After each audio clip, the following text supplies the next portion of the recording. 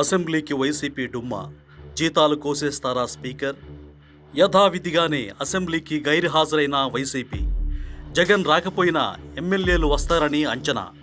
ఎమ్మెల్యేలను కూడా హాజరు కానివ్వని జగన్. స్పీకర్ కామెంట్పై ఉత్కంఠ.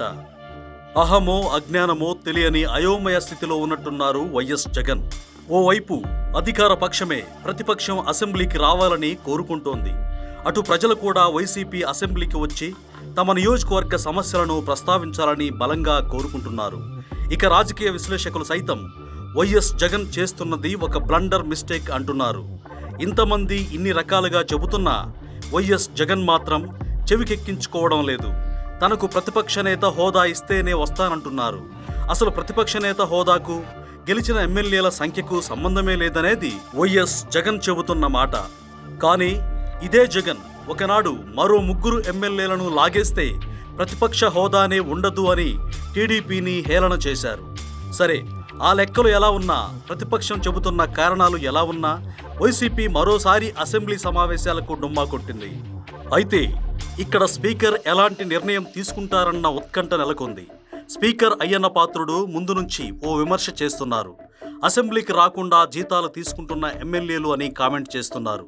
సరైన కారణం లేకుండా అసెంబ్లీకి రాని ఎమ్మెల్యేలకు జీతాలు కట్ చేసే విచక్షణాధికారం ఏమైనా స్పీకర్కు ఉందేమో, అందుకే ఆ మాట అన్నారేమో.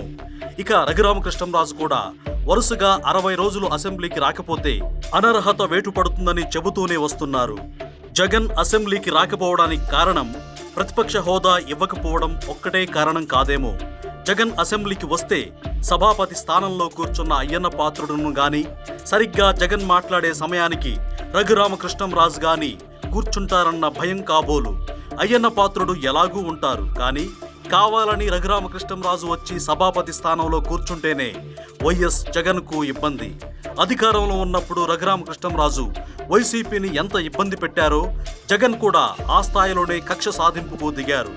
తనను కొడుతుంటే వీడియో కాల్లో చూసి ఆనందపడ్డారని స్వయంగా రఘురామకృష్ణంరాజు చెప్పుకున్నారు కూడా.